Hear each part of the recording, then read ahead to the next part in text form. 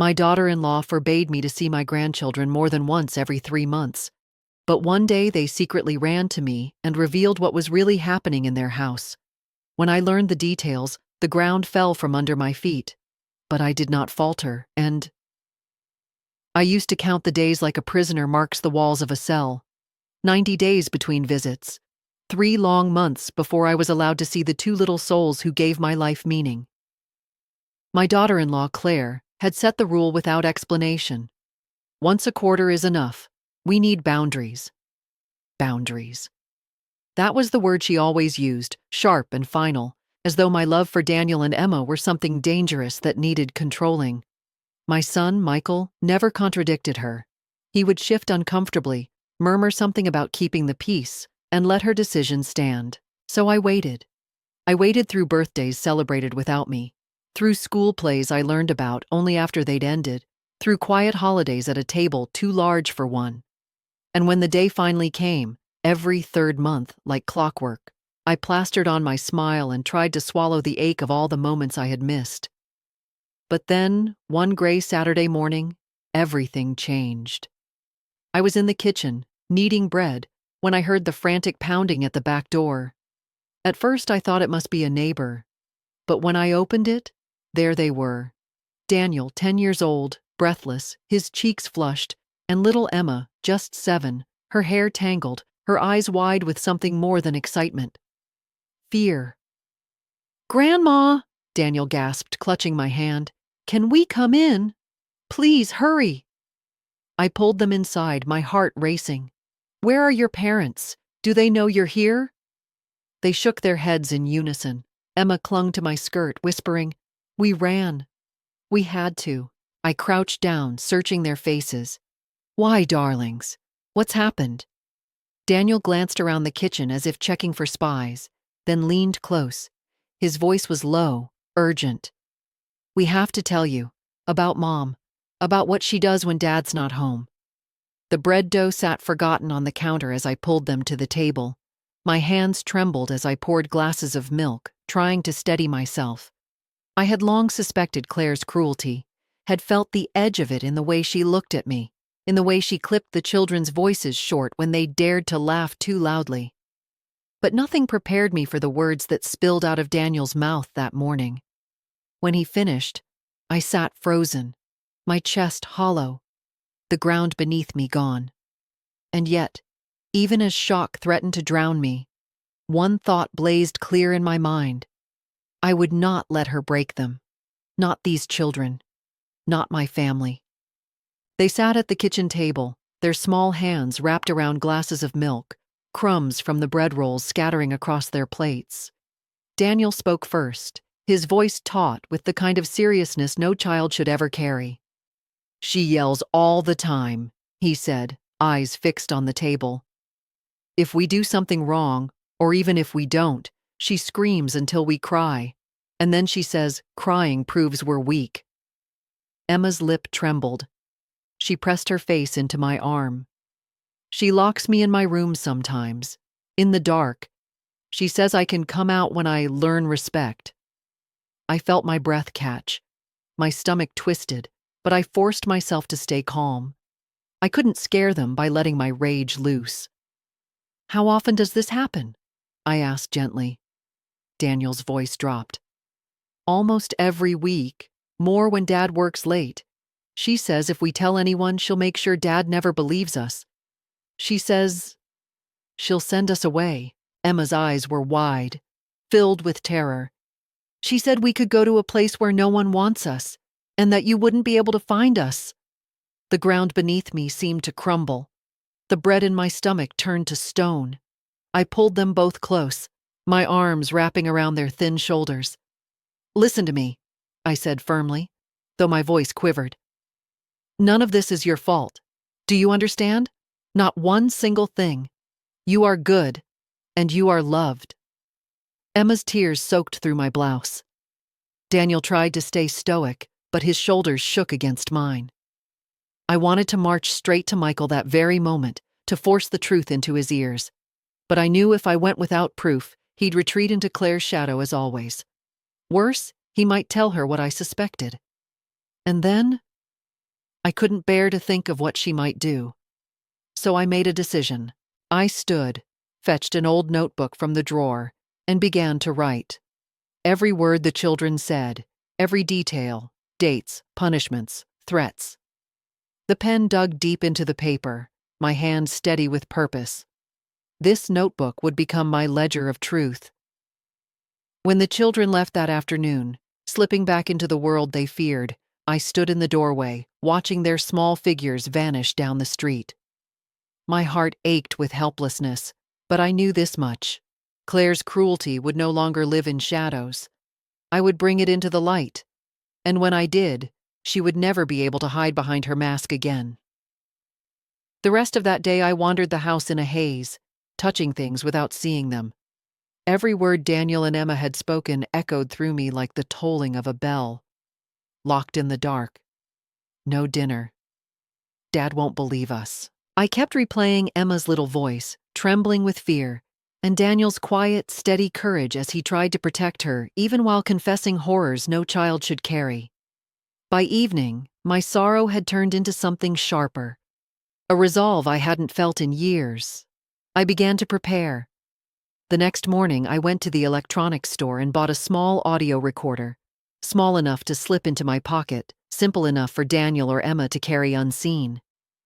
If words were not believed when spoken, then they would be believed when played back. The following Saturday, the children appeared again, breathless and pale, glancing over their shoulders as though chased by shadows. I welcomed them with open arms, slid cocoa across the table, and gently turned on the recorder tucked beside the sugar bowl. This time, Daniel spoke with urgency. She told me last night if I ever ran to you again, she'd make sure Dad never looks at me the same. She said she'd tell him I was a liar, Emma chimed in, her voice breaking. She said you're dangerous, that you want to steal us away. But that's not true, Grandma. Right? You'd never steal us. My throat tightened. I bent low, holding her little hands in mine. No, sweetheart, I would never steal you, but I will protect you. Always. The recorder caught every word. After they left, I sat at the kitchen table, pressing the device to my ear. Hearing their voices again, this time captured, preserved, made my blood run cold. It was no longer just memory, it was evidence. That evening, Michael called. His tone was distracted, almost rehearsed. Mom, Claire says you've been telling the kids strange things. They came home talking about you. Please don't confuse them. I swallowed hard, keeping my voice level. Michael, have you listened to them? Really listened? He sighed. Claire says they exaggerate. Kids do that. I wanted to scream. Instead, I said softly, one day, you'll hear the truth. And when you do, I hope it won't be too late. When the call ended, I pressed the recorder against my palm like a talisman. My son was blind, yes, but blindness could be cured. And when the time came, I would make him see. For the next 2 weeks, I lived in two worlds. On the surface, I was the same woman I had always been, tending to my garden even in the chill of early spring, greeting neighbors with a smile, carrying bags of groceries home on the bus. But inside, I was a general preparing for war. Every detail mattered. I labeled the recordings by date, transcribed the children's words in my notebook, and began noting moments when Claire's mask slipped in public. At the store, I saw her yank Emma by the wrist so roughly that the girl nearly fell. At church, she snapped at Daniel for fidgeting, her hiss loud enough for those nearby to hear. People looked away, embarrassed. I didn't look away. I wrote it all down. The next time the children arrived, cheeks flushed, hair windswept like little fugitives, I was ready. I slid the recorder into Daniel's backpack pocket. If you're ever scared, I whispered, you can turn this on. Just talk. Tell it what's happening. His eyes widened with solemn responsibility. Like proof? Exactly. Proof. That afternoon, while they nibbled on fresh cookies, Emma looked up at me with wide, troubled eyes. Grandma, why don't you just tell Daddy? My heart ached. Because sometimes grown-ups are afraid of the truth. But don't worry, sweetheart. One day soon, he'll have no choice but to hear it. Later that night, when I replayed the tape Daniel had recorded, his small voice whispering into the darkness of his bedroom. She's yelling again. She says we're worthless. Emma's crying, but she won't let me open the door. My blood ran cold. This was no longer just cruelty. It was torment. I called Robert Lane, my late husband's friend, who had long since become a family lawyer. When I explained, his voice dropped into a grave register. Eleanor, what you have could open an investigation, but you must be careful. If Claire suspects you're building a case, she'll tighten her grip on the children.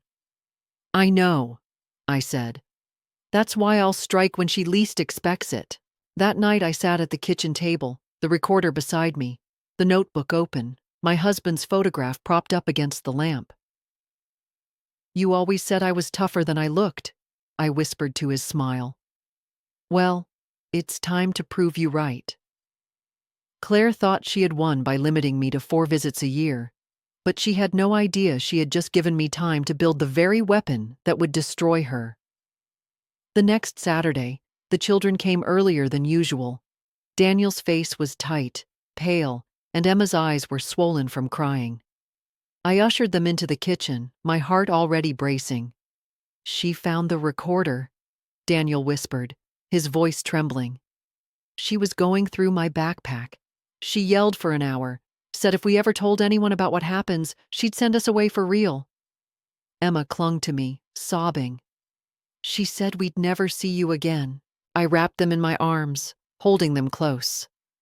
Inside, I was seething, but I forced my voice to remain steady. Listen to me, I said, pressing my cheek to Emma's hair. She's trying to scare you because she knows the truth would ruin her. That means we're winning. Daniel pulled back, searching my face. Are you sure? I nodded firmly. Absolutely, but now we have to be smarter. No more recorders in backpacks. We'll find another way. That evening, after they left, I called Robert. She's suspicious, I told him. Good, he said. Suspicion means fear, and fear makes people sloppy. Keep gathering what you can. Let her unravel herself. The unraveling came faster than I expected. 2 days later, Mrs. Keller from across the street stopped me on the sidewalk. Eleanor, she said, her eyes darting. I saw Claire last night. She was shouting in the driveway at Daniel, calling him a liar, useless. The poor boy looked terrified. She didn't care who heard. I thanked her, my hands trembling, and added her account to my notebook. Another witness, another crack. When Michael called later that week, his voice was weary. Mom, Claire's furious. She says the kids come back from your house full of stories. She says you're putting ideas in their heads. Michael, I said quietly, have you ever asked them if the stories are true? Looked in their eyes and asked? His silence stretched. Finally, he muttered, Claire says they exaggerate. I closed my eyes, swallowing my anger. One day, I whispered, you'll hear it from them yourself. That night, I baked bread just to keep my hands busy, the scent filling the quiet kitchen. But my mind was already racing ahead, planning. Claire thought she was tightening her grip, but all she was doing was leaving fingerprints, evidence of her rage, her cruelty, her unraveling control. And when the moment came to show Michael the truth, to show the whole world, I would be ready. Claire had declared war on me the day she limited my love to 4 visits a year. She had no idea I was building her defeat with every passing day. The children came again the following weekend, slipping into my kitchen with that same nervous urgency that had become their habit. I gave them sandwiches before I asked a single question. They were always hungry, and it broke my heart to see how quickly they ate, as if afraid the food might vanish. Daniel swallowed hard, then spoke. She told us you're trying to steal us. She says you're old and lonely, and you want to take us away so you won't be alone. Emma nodded, crumbs on her cheeks. She said if we love you more, it means we don't love her. And if we don't love her, she'll send us away.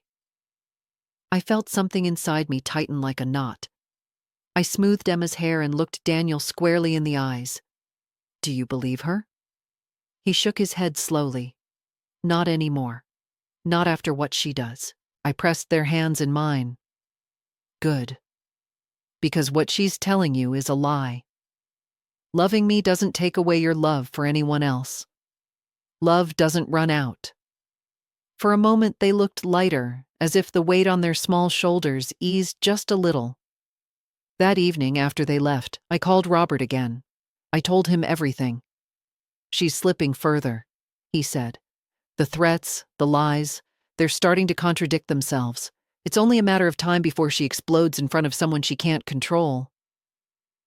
That's what I'm counting on, I murmured.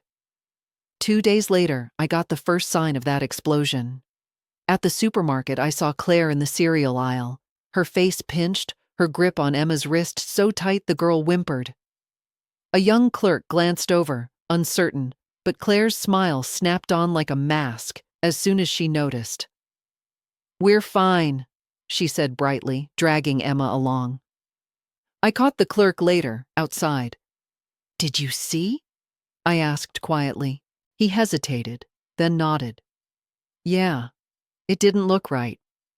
Would you be willing to say that if asked? His eyes flicked nervously, but then he nodded again.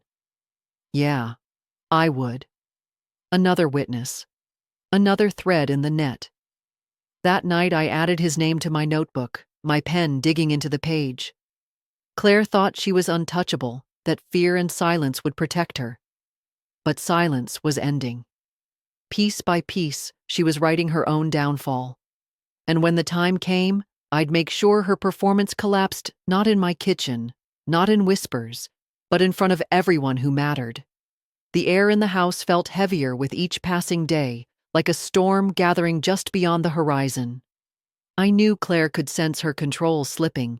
She was circling, pressing harder. The children's visits became riskier, but somehow they always found a way. That Saturday, they arrived earlier than usual, Daniel tugging Emma by the hand. His face was pale, his lips pressed tight. She found bruises, he said bluntly, before I could even ask. On Emma's arm. She told Dad you must have done it, that you're hurting us when we come here.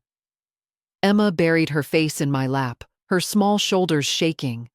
The words hit me like ice water. It was worse than lies. It was strategy. Claire was planting seeds to make me the villain before the truth could surface. I pulled Emma close, my voice trembling but steady. Listen to me, both of you. She's trying to turn your father against me, but lies can't stand forever. The truth will come through. Daniel's jaw clenched. But what if Dad believes her first? For a moment, I had no answer. The ache of it nearly broke me.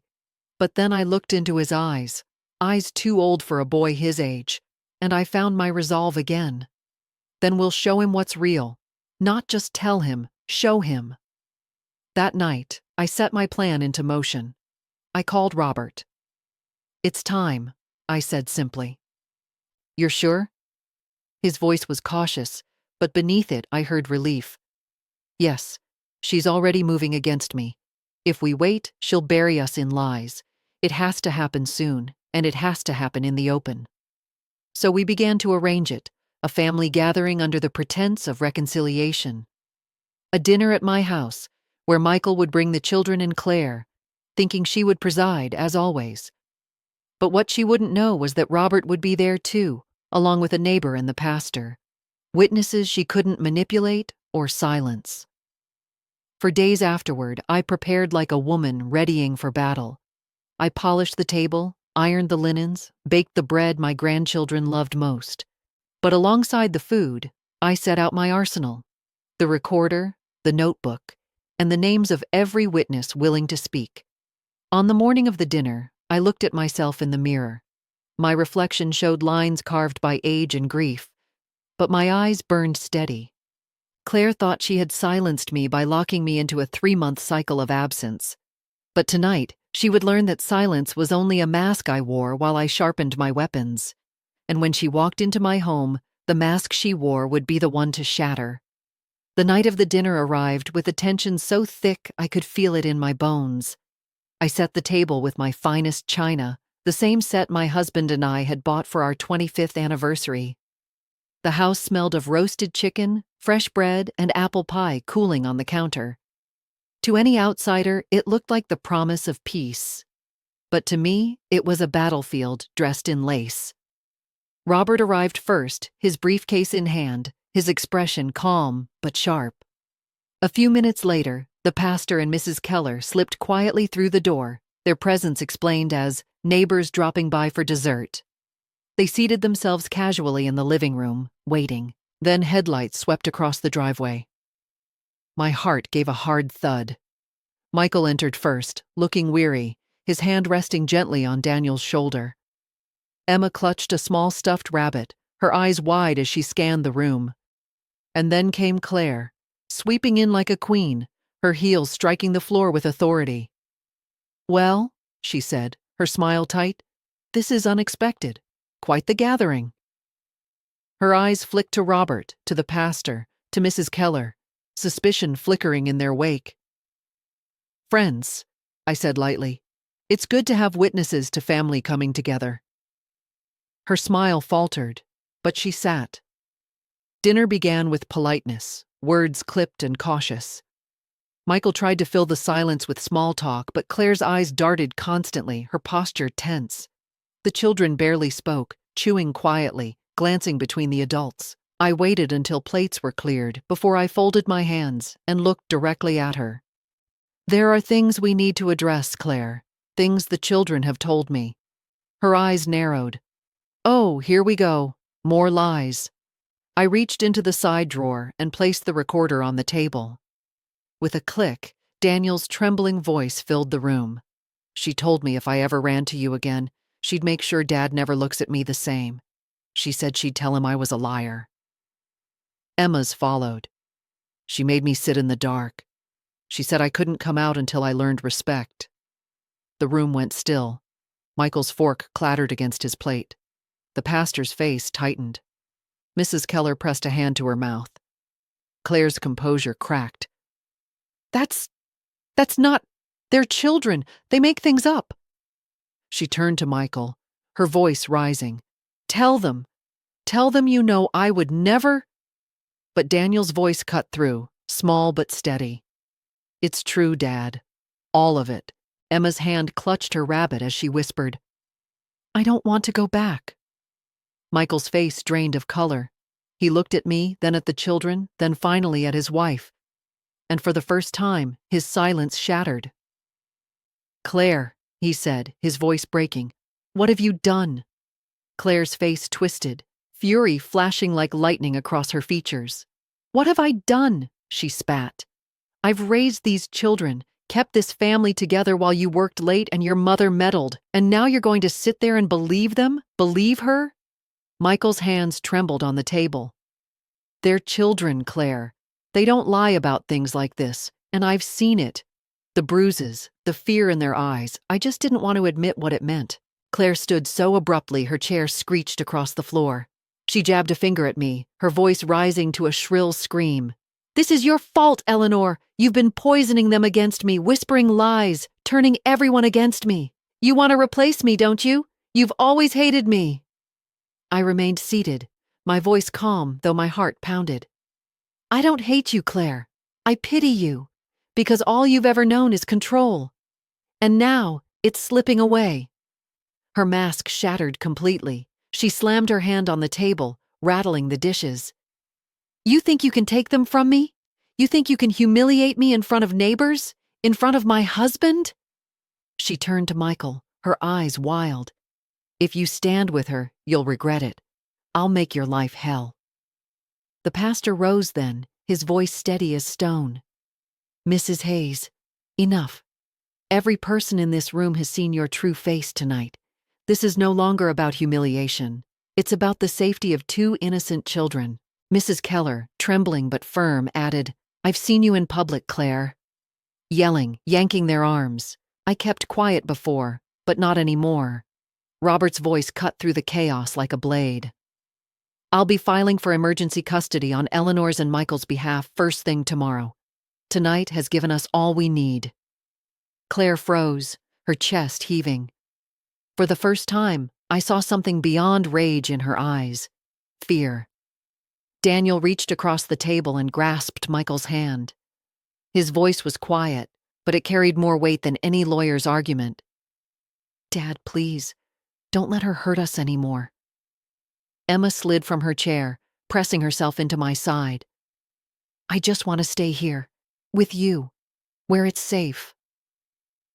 Michael looked at his children, then at me, and I watched the last of his hesitation break. He stood, placing himself between them and Claire. It's over, Claire. You won't touch them again.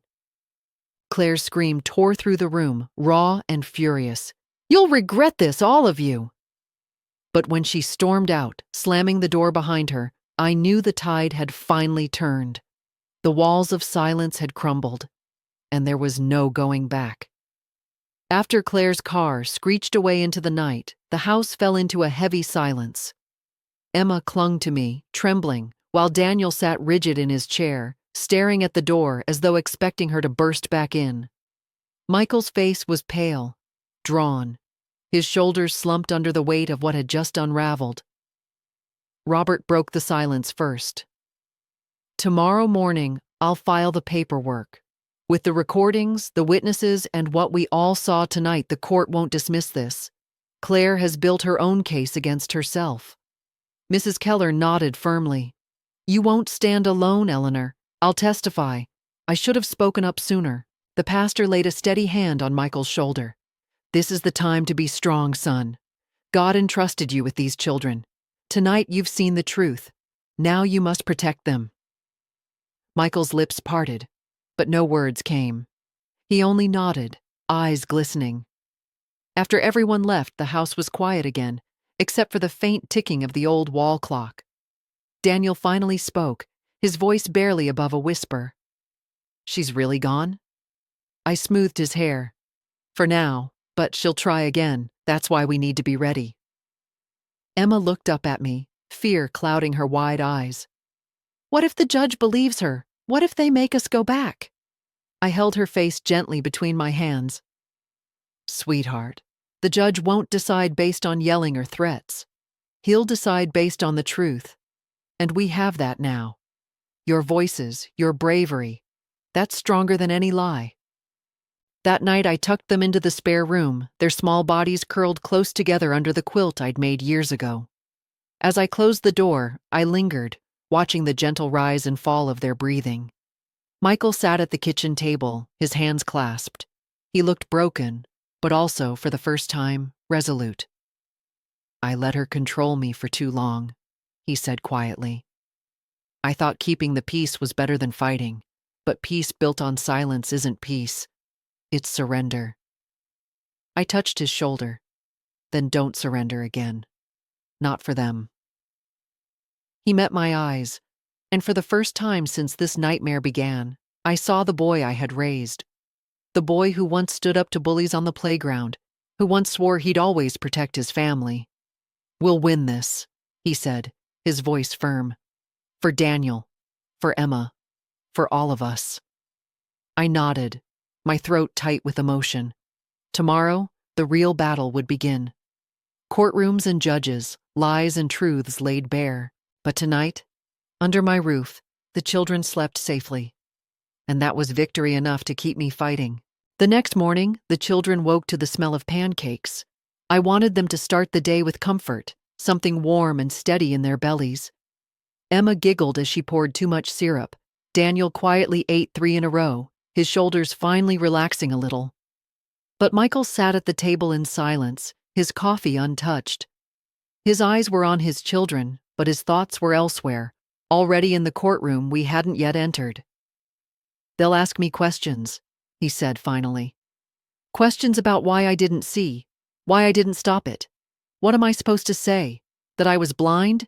That I let fear of conflict weigh more than their safety? I set down the spatula and looked at him. Say the truth. Judges don't need perfect fathers. They need honest ones. The children will know too. They'll see that you've changed." He nodded, though doubt still clouded his face. Robert arrived mid-morning with papers in hand. He laid them on the table, the weight of them heavy, even before I read a word. "I've filed for temporary custody," he said. "Given the evidence, it should be granted quickly, but Claire will fight. She won't go quietly." Daniel and Emma froze at her name. Robert's gaze softened as he turned to them. "You've both been very brave. What you've shared is powerful. If you're asked to speak, you don't need to be afraid. Just tell the truth. That's all." Emma clutched her rabbit tighter. Daniel gave a small, determined nod. That evening, as dusk fell, Michael's phone lit up with Claire's number. He didn't answer, but we all heard the voicemail when it came through. Her voice was venom wrapped in silk. "You think you can win? You think a few tears and lies will take them from me? They're mine, Michael, and if you go through with this, I'll ruin you, both of you." Michael's jaw clenched, his hand trembling as he replayed it. He looked at me, fury burning in his eyes. "She still thinks she can scare us into silence." I placed my hand over his. Fear is all she has left, and it's losing power. That night, after the children were in bed, Michael stood on the porch, staring into the darkness. "Mom," he said, his voice low, "thank you for never giving up. If they're safe now, it's because of you." I shook my head. "No, Michael. It's because of them. Because 2 children were brave enough to tell the truth." For the first time, he smiled faintly, though sorrow still lingered in his eyes. Tomorrow the judge would hear their voices, and I prayed the truth would be louder than Claire's rage. The courthouse loomed gray and severe against the morning sky. As we walked up the steps, Emma's small hand clutched mine so tightly her knuckles whitened. Daniel walked beside his father, jaw set, trying to look braver than he felt. Michael's face was pale, but his stride was firm. Inside, the waiting area buzzed with tension. Lawyers clutching files, families whispering in tight clusters. Claire was already there. She wore a tailored navy suit, her hair swept back, her lips painted in a smile that never reached her eyes. When she saw us, her expression flickered with triumph, as if she had already won. She bent down toward the children, her voice honeyed. "There you are, my darlings. Come give Mommy a hug." Emma shrank back instantly, pressing herself into my side. Daniel shook his head, his voice quiet but firm. "No." For the briefest moment, Claire's smile slipped, her eyes narrowing with cold fury. Then she straightened, smoothing her jacket, pretending nothing had happened. But everyone in that waiting room had seen. Robert guided us into the courtroom. When the judge entered, the chatter died instantly. He looked stern but not unkind, his gaze sharp as he shuffled papers. Claire's lawyer opened with practiced ease. "Your Honor, this is a case of overreach. A grandmother inserting herself where she doesn't belong, manipulating children against their own mother. Claire Hayes is a devoted parent who set reasonable boundaries, only to be undermined by Eleanor Rowe, who cannot accept her role as an occasional visitor." I felt Emma's hand tighten in mine, her small body trembling. Then Robert stood. He didn't raise his voice. He didn't posture. He simply placed the recorder on the table. "With the court's permission, we would like you to hear directly from the children." The judge nodded. Daniel's trembling voice filled the room. "She told me if I ever ran to Grandma again, she'd make sure Dad never looks at me the same. She said she'd tell him I was a liar."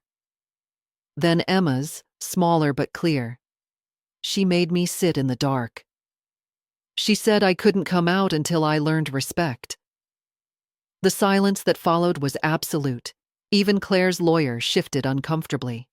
The judge's gaze sharpened.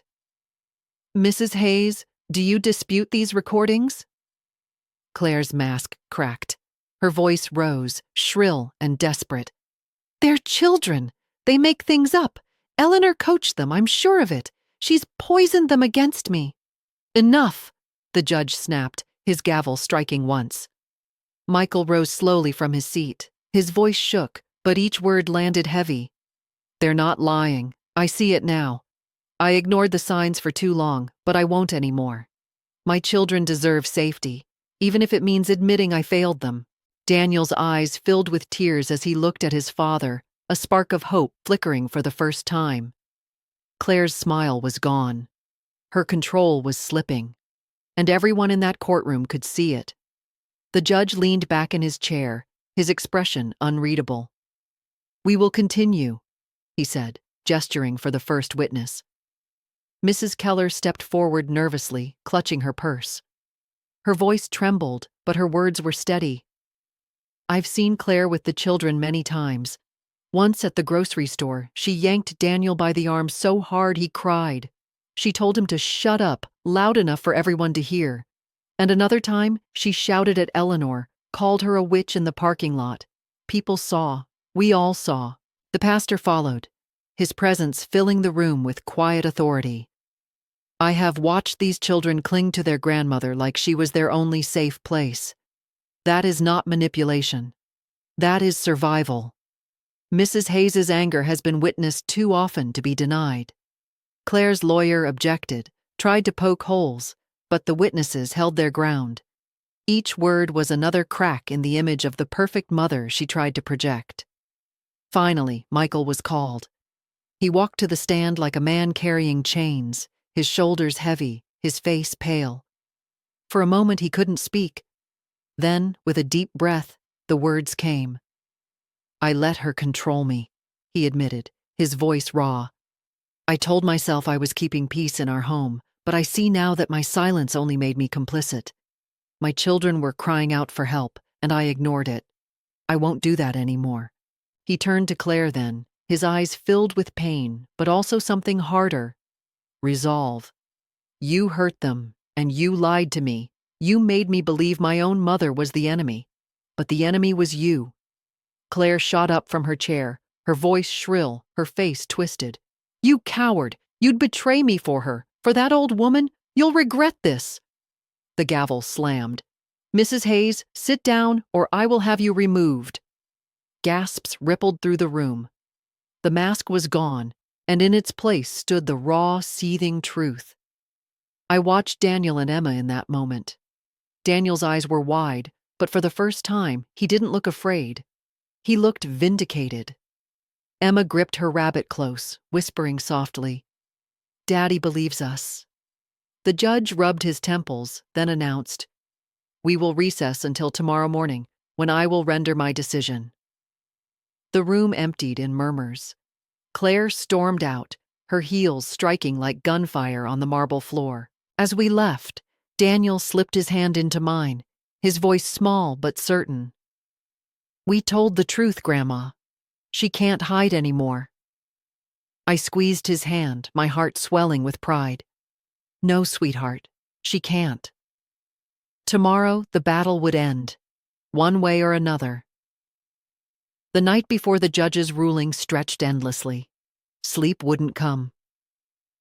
I sat at the kitchen table long after the children had drifted off upstairs, the soft murmur of their breathing barely audible through the old floorboards.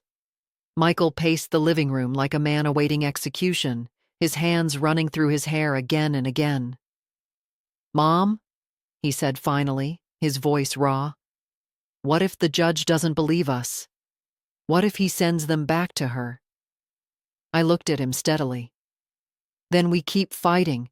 But Michael, I don't think that will happen. The judge saw her with his own eyes. He heard the children. He heard you. That matters." He sank into the chair across from me, burying his face in his hands. "I can't believe it took me this long to wake up. I should have protected them years ago." I reached across the table, covering his hand with mine. "Regret won't protect them now. Action will, and you're finally doing it." The next morning, we returned to the courthouse. Daniel's small shoulders were squared, though I could see his hands shaking. Emma clutched her rabbit so tightly, its seams stretched. Michael walked between them, his face pale but determined. Claire arrived last. She looked immaculate, her suit flawless, her hair gleaming. But her eyes gave her away. They darted, sharp and frantic, as though searching for a crack she could exploit. The judge entered. Silence fell. He shuffled his papers, then looked directly at Claire. "This court has reviewed testimony, recordings, and first-hand behavior," he began. "Mrs. Hayes, your outbursts, both inside and outside this courtroom, combined with credible witness accounts and the voices of your own children, paint a troubling pattern of psychological and emotional harm." Claire's lawyer shifted uneasily. Claire sat rigid, her jaw tight, her lips pressed into a hard line. The judge continued. "Mr. Hayes, while your silence in the past is concerning, your acknowledgement of failure and your present commitment to your children weigh in your favor." Michael swallowed hard, his grip tightening on Daniel's shoulder. Finally, the judge's voice rang out, steady and decisive. "Custody of Daniel and Emma Hayes is granted jointly to their father, Michael Hayes, and their grandmother, Eleanor Rowe. Mrs. Claire Hayes will be granted supervised visitation only, pending further review." Gasps rippled through the room. Emma's eyes widened, then filled with tears. Daniel let out a shaky breath, whispering, "We're safe?" "Yes, sweetheart," I murmured, pulling them close. "You're safe." Claire shot to her feet, her voice rising into a shriek. "This isn't over. You can't take them from me. They're mine." The bailiff stepped forward as the gavel slammed. "Enough!" And just like that, the war that had consumed us all found its turning point. For the first time, I felt the weight on my chest lift. But I also knew the hardest part was still ahead, rebuilding what fear had broken. The courthouse emptied into murmurs and hurried footsteps. Reporters lingered at the doors, their cameras flashing like lightning as Claire stormed past them, her face twisted with fury. Michael shielded the children with his arm, guiding them quickly toward the car. I followed close, Emma clinging to my skirt, Daniel walking tall but pale. Once inside the car, silence hung heavy. Emma finally whispered, "She's really not taking us back?" Michael turned in his seat, his voice breaking. "No, sweetheart. Not ever again. You'll be with me and Grandma now. Safe." Daniel studied him carefully, as if weighing the truth in his father's words. Then slowly, he nodded. That night, back home, I made dinner simple but hearty: chicken soup, fresh rolls, and apple pie. Comfort food. The children ate eagerly, their laughter cautious at first, then freer as the evening wore on. Emma insisted on helping with dishes, her small hands clumsy but determined. Daniel sat with Michael, showing him a new game he had learned at school. For the first time, our home felt alive again. But as I tucked the children into bed, Daniel's voice stopped me. "Grandma, what if she comes here? What if she tries to take us?" I kissed his forehead, smoothing his hair. "She can't. The law is on our side now. And more than that, you're not alone anymore. You have me. You have your father. We'll protect you." His shoulders eased, though worry still lingered in his eyes. Later, Michael and I sat in the quiet kitchen. He rubbed his temples, his voice weary. "She's not going to accept this. You know that. She'll fight, twist the truth, maybe try to use the children again." I met his gaze. Let her try. The more she fights, the more the truth comes out. And now she's lost the power of silence. He gave a tired laugh, almost bitter. "I don't know how you stayed strong through all this." I looked toward the staircase where the children slept. "Because I had no choice. They needed someone who wouldn't look away." Michael's eyes glistened. "I wish I'd been that person sooner." I reached across the table, covering his hand with mine. "Then be that person now, every day. They'll forgive the past if they see you fighting for their future." The clock ticked steadily in the background. For the first time, I allowed myself to believe we might truly win, not just in court, but in life. Claire's shadow still lingered, yes. But in that house, with the children safe upstairs and my son finally awake beside me, the darkness no longer ruled. Tomorrow, we would begin to rebuild. And this time, nothing, not even Claire, could tear us apart. The first week after the ruling was a strange mix of relief and unease. Relief because Daniel and Emma no longer had to return to their mother's volatile home. Unease because I knew Claire well enough to understand she wouldn't surrender quietly. The children clung to routines. Daniel insisted on helping Michael shovel the driveway each morning before school, as though proving he could take on responsibility would keep the ground solid beneath him. Emma followed me everywhere, from the kitchen to the garden, her stuffed rabbit tucked under her arm. At night, she still asked, "Grandma, what if she comes?" "She won't," I reassured her. But even as I said it, I checked the locks twice before bed. On Wednesday, we had our first supervised visitation. The court had arranged for a social worker to sit with Claire while the children were brought in. Michael and I waited outside the room, pacing. I wanted to burst in, to shield them, but we had to let the process unfold. When the children emerged, their faces were pale. Emma wouldn't speak. Daniel muttered, "She kept saying we'll come back to her soon. That this is all temporary. She said you can't keep us forever."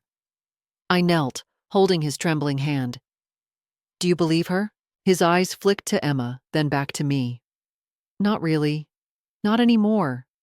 But she still scares us." I hugged him tight. Being scared doesn't mean she's right. It just means she's loud, and loud doesn't win against the truth. That night, Michael replayed the voicemail she'd left him earlier in the week. Her voice was like poison dripping through the speaker.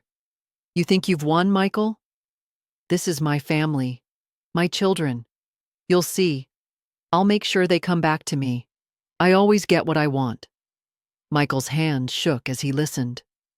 "She's unraveling," he said. "The more control she loses, the harder she fights." I looked at him, my voice steady. "Then let her fight. Every threat, every outburst, it only builds our case stronger. The judge won't ignore it. The world won't ignore it." Upstairs, I heard the children giggle softly as they whispered to each other before sleep. That sound, fragile, pure, reminded me what all this was for. Claire thought her power came from fear. But fear was fading. And with every laugh, every small act of trust, the children were reclaiming something she could never touch again: their hope. Spring crept in slowly, melting the heavy snow and softening the air. Life in the house began to take on a rhythm again. Daniel joined a local soccer team. Michael drove him to practices, sometimes lingering at the edge of the field, his eyes wet as he watched his son run free. Emma followed me into the garden, planting seeds with tiny, careful hands. Yet beneath the fragile calm, the shadow of Claire still lingered. Each week, there was another supervised visit. Each week, the children returned shaken. "She says Daddy is weak without her," Daniel muttered one evening, his jaw tight. "She says you're old and you'll die soon, and then we'll have to go back to her anyway." Emma, clutching her rabbit, added softly, "She said she'll never stop trying." I pulled them both close, fury burning low in my chest. "Children," I said firmly. "People who live in anger will say anything to hurt others, but anger doesn't win. Truth does, and you've already won by speaking it." Still, I saw the worry etched in Daniel's face, the tremble in Emma's small hands. Words alone could not erase years of fear. That week, the social worker filed a report. Claire had exploded during visitation, calling Emma a liar when she refused a hug. The visit had ended early. The report landed on the judge's desk like a stone in a pond, rippling outward. When Michael read it, his hands shook. "How did I let her do this for so long?" he whispered. "How did I not see?" I touched his arm. "Because control blinds the people closest to it. But you see now, and now you can choose differently." The children overheard. Daniel stood tall, his voice steady. "Dad, promise us. Promise you'll never let her hurt us again." Michael knelt, his eyes wet. "I promise. Never again." For the first time, I saw the children believe him. Emma smiled through tears, and Daniel's rigid shoulders eased. That night, We celebrated with roasted chicken and the cookies Claire had once forbidden. Emma licked frosting off her fingers and laughed, a sound so pure it pierced my heart. Daniel leaned against Michael, whispering about the soccer game he wanted his dad to see. I looked at them, my grandchildren, my son, my family scarred but healing, and felt a swell of pride. Claire had tried to silence me, to erase me, to make me powerless. But she had forgotten one thing. Love doesn't bow to fear. And with every day she fought to tear us apart, she only bound us closer together. By early May, the house felt lighter. The children laughed more freely, their footsteps echoed through the halls without hesitation. Emma began leaving her stuffed rabbit on her pillow during the day instead of clutching it everywhere she went. Daniel started bringing friends home after school, proud to show them his room at Grandma's. But still, shadows lingered. Claire's attempts to claw her way back hadn't stopped. She sent messages through lawyers, each one more desperate than the last, demanding unsupervised visitation, threatening appeals, painting herself as the victim. One afternoon, Robert stopped by with an update. He laid the latest petition on the table. "She's arguing the children have been brainwashed. That Eleanor, you've turned them against her." I laughed bitterly. If love, safety, and food count as brainwashing, then yes. I suppose I'm guilty. Robert's expression softened. "Don't worry, the judge won't buy it, especially not with the new reports."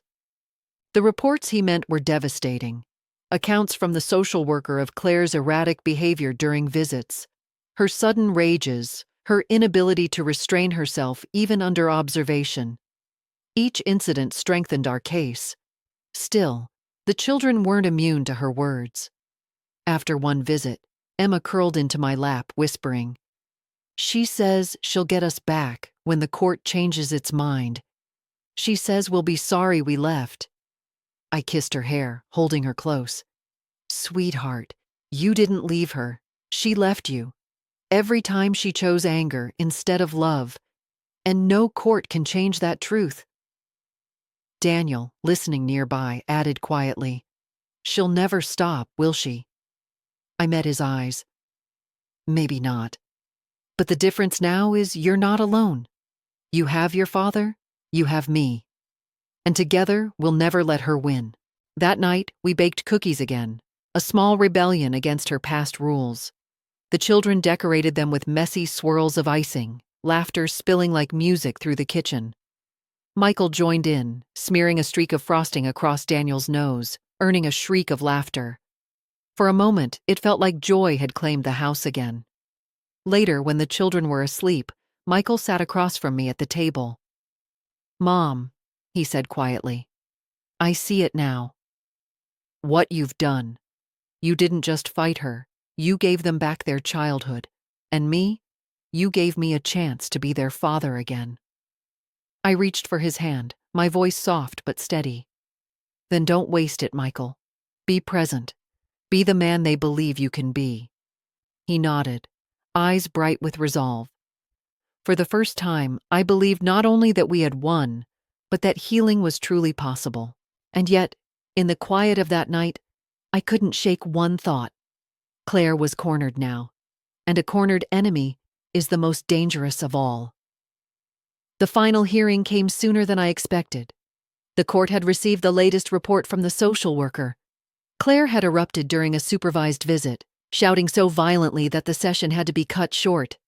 It was the last stone tipping the scales.